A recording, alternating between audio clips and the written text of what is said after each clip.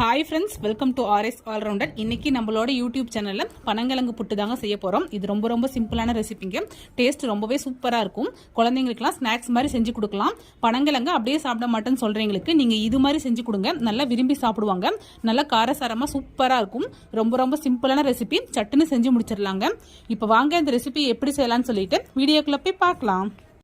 இந்த ரெசிபி பண்ணுறதுக்கு நான் இன்னைக்கு தேவையான அளவு பனங்கிழங்கு நல்லா வேக வச்சு எடுத்துக்கிட்டேன். பனங்கிழங்கு வேக வச்சுட்டு இது மாதிரி நார் பகுதியில் ரிமூவ் பண்ணி எடுத்துக்கோங்க. இப்போ இது எல்லாத்தையும் ஒரு மிக்ஸி ஜாருக்கு மாற்றிடலாம். பாருங்க, ஒரு ஜாருக்கு மாற்றியாச்சு. இப்போ இதில் தண்ணி எதுவும் ஆட் பண்ணிக்காம கொஞ்சம் கொரகொரப்பாக அரைச்சி எடுத்துக்கலாம்.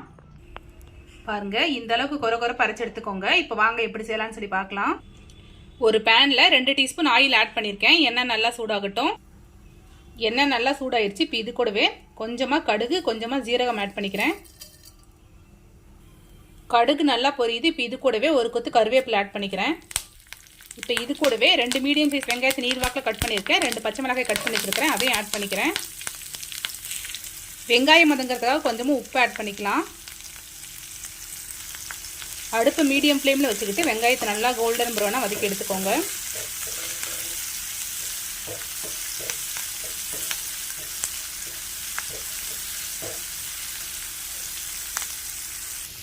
இது கூடவே 1 டீஸ்பூன் இஞ்சி பூண்டு பேஸ்ட் ஆட் பண்ணிக்கிறேன்.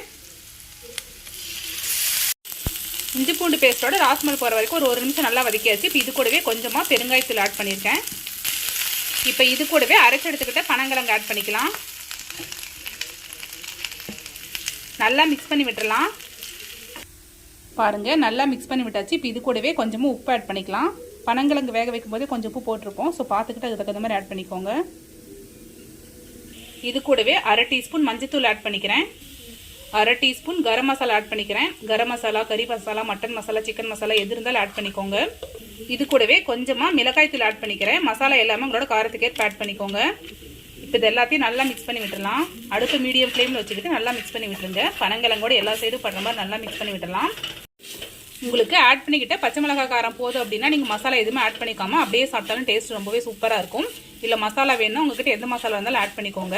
இப்போ நல்லா மிக்ஸ் பண்ணிடலாம். பாருங்கள், நல்லா மிக்ஸ் பண்ணி விட்டாச்சு. பனங்கிழங்கு உடம்புக்கு ரொம்பவே நல்லதுங்க. இதில் நார் சத்து அதிகமாக இருக்கிறதுனால நல்லா டைஜஷனுக்கு உதவி பண்ணும். அதுவும் இல்லாமல் சுகருக்கும் ரொம்பவே நல்லது. இப்போ மசாலா எல்லா சைடும் படுற மாதிரி நல்லா மிக்ஸ் பண்ணி விட்டாச்சு. 2 நிமிஷம் இருக்கட்டும். அவ்வளோதான் ஃப்ரெண்ட்ஸ், நம்மளோட பனங்கிழங்கு புட்டு சூப்பராக ரெடி ஆயிடுச்சு. இப்போ ஸ்டவ் ஆஃப் பண்ணிடலாம். பனங்கிழங்கு அப்படியே சாப்பிட மாட்டேன்னு சொல்கிற குழந்தைங்களுக்கு நீங்கள் இது மாதிரி ட்ரை பண்ணி கொடுங்க. டேஸ்ட் ரொம்பவே சூப்பராக இருக்கும். ரொம்ப சிம்பிளான ரெசிபிங்க. சட்டுன்னு செஞ்சு முடிச்சிடலாம். ட்ரை பண்ணி பார்த்துட்டு எப்படி இருக்குன்னு சொல்லிட்டு மறக்காமல் கமெண்ட்டில் சொல்லுங்கள். இது மாதிரி simple recipes and lunch box recipes videos நம்மளோட சேனலில் ரெகுலராக அப்லோட் பண்ணுவோம். இது மாதிரி வீடியோஸ் வேணும்னா நம்மளோட ஆர்எஸ் ஆல்ரவுண்டர் சேனல் மறக்காமல் சப்ஸ்கிரைப் பண்ணிக்கோங்க. இந்த வீடியோ உங்களுக்கு பிடிச்சிருந்தா லைக் பண்ணுங்கள், கமெண்ட் பண்ணுங்கள், மறக்காமல் உங்களோட ஃப்ரெண்ட்ஸ்க்கு ஷேர் பண்ணிக்கோங்க. Thank you friends. தேங்க்ஸ் ஃபார் வாட்சிங்.